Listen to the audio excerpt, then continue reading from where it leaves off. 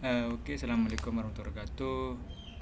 Kali ini saya akan mendemokan atau mempresentasikan mengenai desain database pada proyek aplikasi PAW, yang mana saya membuat proyek aplikasi kasir, dan untuk trial aplikasinya ada di sudah saya upload di channel My Content.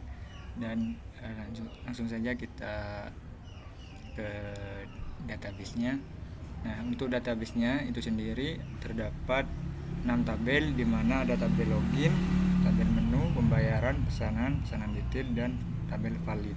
Dan untuk tabel login itu sendiri itu berisikan kolom username, password, dan level. Dan untuk username ini dijadikan primary key. Di sini bisa dilihat di strukturnya. Di sini di kolom username saya jadikan primary key sebagai identitas pada tabel ini. Dan untuk password ini varchar. Untuk level ini untuk membedakan yang login itu admin atau user, seperti itu. Dan untuk tabel menu, untuk strukturnya bisa dilihat ada menu ID sebagai primary key pada tabel menu, dan saya set auto increment biar penambahan datanya secara otomatis. Ada kolom nama menu, ada harga menu, ada kategori, dan ada status. Terus untuk tabel pembayaran di sini ada pesanan ID, total bayar, uang bayar, dan uang kembali, di mana pesanan ID saya jadikan primary key. Dan untuk pesanan di sini juga saya jadikan primary key pada kolom pesanan ID, di mana nanti pesanan ID ini akan berelasi pada pesanan ID yang ada di kolom pembayaran, ada di tabel pembayaran. Ada kolom username, ada tanggal pesanan, dan ada status juga. Nah, status di sini di status pembayaran, apakah sudah terbayar atau belum, seperti itu. Untuk tabel pesanan detail itu ada kolom pesanan detail ID sebagai primary key, dan saya set auto increment. Pesanan ID ini sebagai foreign key, menu ID foreign key pada tabel menu, pesanan ID foreign key di tabel pesanan, ada kolom jumlah, harga, dan subtotal. Dan untuk valid ini untuk token, nanti saya jadikan token, generate token sebagai validasi pemesanan dari user. Dan untuk desainnya,